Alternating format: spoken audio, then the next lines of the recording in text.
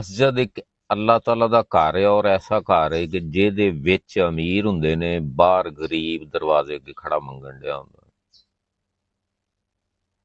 ਨਮਾਜ਼ ਵਾਸਤੇ ਤਾਂ ਗਰੀਬ ਵੀ ਜਾਂਦਾ ਹੈ, ਲੇਕਿਨ ਮੰਗਦਾ ਹਮੇਸ਼ਾ ਮਸਜਿਦ ਦੇ ਬਾਹਰ ਗਰੀਬ ਹੀ ਹੈ।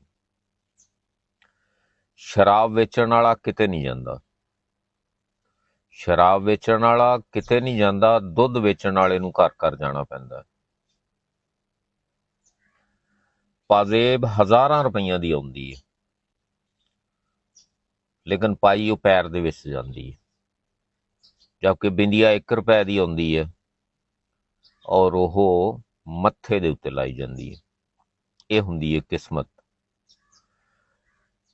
ਚੰਗੇ ਰਾਹ ਦੇ ਉੱਤੇ ਬਹੁਤ ਥੋੜੇ ਲੋਕ ਚੱਲਦੇ ਨੇ, ਬੁਰੇ ਰਾਹ ਦੇ ਉੱਤੇ ਹਜ਼ਾਰਾਂ ਲੋਕ ਚੱਲਦੇ।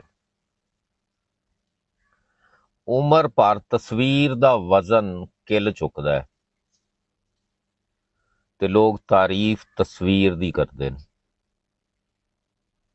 ਕਿੱਲ ਨੂੰ ਕਦੀ ਨਹੀਂ ਕਿਸੇ ਨੇ ਪੁੱਛਿਆ। ਅੱਛਾ ਦੋਸਤ ਜਿਹੜਾ ਹੁੰਦਾ ਉਹ ਨਿੰਮ ਵਾਂਗੂ ਕੌੜਾ ਹੁੰਦਾ ਹੈ ਤੇ ਨਿੰਮ ਨੂੰ ਕਦੀ ਵੀ ਕੀੜਾ ਨਹੀਂ ਲੱਗਿਆ, ਤੇ ਬੁਰਾ ਦੋਸਤ ਮਠਿਆਈ ਵਾਂਗੂ ਹੁੰਦਾ ਹੈ, ਉਹਨੂੰ 2-4 ਦਿਨ ਪੁੱਛ ਦੱਸ ਨਾ ਕਰੋ ਤਾਂ ਉਹਦੇ ਚ ਕੀੜੇ ਪੈ ਜਾਂਦੇ ਨੇ, ਉਹ ਤੁਹਾਡੀ ਬਦਖੋਈਆਂ ਸ਼ੁਰੂ ਕਰ ਦਿੰਦਾ ਹੈ। ਬਰਾਤ ਦੇ ਵਿੱਚ ਲਾੜਾ ਜਿਹੜਾ ਹੈਗਾ, ਲਾੜਾ ਪਿੱਛੇ ਹੁੰਦਾ ਹੈ, ਦੁਨੀਆ ਅੱਗੇ ਹੁੰਦੀ ਏ, ਢੋਲ ਢਮੱਕੇ ਉੱਤੇ ਨੱਚਦੀ ਏ, ਟੱਪਦੀ ਏ, ਪੈਸੇ ਸੱਟਦੀ ਏ। ਜਨਾਜ਼ੇ ਦੇ ਵਿੱਚ ਜਨਾਜ਼ਾ ਅੱਗੇ ਹੁੰਦਾ ਹੈ, ਲੋਕ ਪਿੱਛੇ ਹੁੰਦੇ ਨੇ, ਯਾਨੀ ਕਿ ਖੁਸ਼ੀ ਦੇ ਵੇਲੇ ਲੋਕ ਤੁਹਾਡੇ ਨਾਲ ਨੇ, ਤੁਹਾਡੇ ਤੋਂ ਵੀ ਅੱਗੇ ਨੇ। ਦੁੱਖ ਦੇ ਵੇਲੇ ਲੋਕ ਤੁਹਾਡੇ ਨਾਲ ਜ਼ਰੂਰ ਨੇ, ਲੇਕਿਨ ਤੁਹਾਡੇ ਤੋਂ ਪਿੱਛੇ ਨੇ। ਅਗਰ ਕਿਤੇ ਅੱਲਾ ਨਾ ਕਰੇ ਕਿਸੇ ਜਨਾਜ਼ੇ ਦੇ ਉੱਤੇ ਕੋਈ ਮੱਖੀਆਂ ਆ ਜਾਣ, ਕੋਈ ਹੋਰ ਵਾਧਾ ਘਾਟਾ ਹੋ ਜਾਵੇ, ਕੋਈ ਲੈਣ ਦੇਣ ਦੇ ਮਾਮਲਾਤ ਹੋ ਜਾਣ, ਕੋਈ ਬੰਦਾ ਨਹੀਂ ਬੋਲਦਾ ਜਨਾਜ਼ੇ ਚੋਂ। ਮੱਖੀਆਂ ਆ ਜਾਣ ਸਾਰੇ ਭੱਜ ਜਾਂਦੇ ਨੇ। ਔਖੇ ਵੇਲੇ ਕੋਈ ਨਹੀਂ ਸਾਥ ਦਿੰਦਾ, ਸੁੱਖ ਦੇ ਵੇਲੇ ਸਾਰੇ ਹੀ ਸੱਜਣ ਹੁੰਦੇ ਨੇ।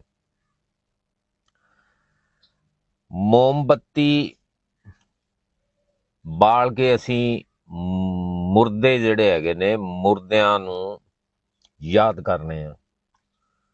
ਮੋਮਬੱਤੀ ਬਾਲ ਕੇ ਅਸੀਂ ਮੁਰਦਿਆਂ ਨੂੰ ਯਾਦ ਕਰਨੇ ਆ, ਮੋਮਬੱਤੀ ਬੁਝਾ ਕੇ ਅਸੀਂ ਸਾਲਗਿਰਾ ਮਨਾਉਂਦੇ ਆ, ਖੁਸ਼ ਹੁੰਨੇ ਆ। ਹਾਲਾਂਕਿ ਉਹ ਜਦੋਂ ਮੋਮਬੱਤੀ ਬੁਝਦੀ ਆ, ਉਹਦੀ ਜ਼ਿੰਦਗੀ ਦਾ 1 ਸਾਲ ਬੁਝ ਜਾਂਦਾ ਹੈ। ਇਹ ਮੇਰੀਆਂ ਕੁਛ ਗੱਲਾਂ ਸਨ ਜਿਹੜੀਆਂ ਤੁਹਾਡੇ ਦੋਸਤਾਂ ਦੀ ਨਜ਼ਰ ਕੀਤੀਆਂ ਨੇ। ਅੱਲਾਹ ਤਾਲਾ ਦੀ ਜ਼ਾਤ ਤੁਹਾਨੂੰ ਸਾਰਿਆਂ ਨੂੰ ਆਪਦੇ ਹਿਫਜ਼ੋ ਅਮਾਨ 'ਚ ਰੱਖੇ। ਖੁਸ਼ ਰਵੋ, ਹੱਸਦੇ ਵਸਦੇ ਰਵੋ।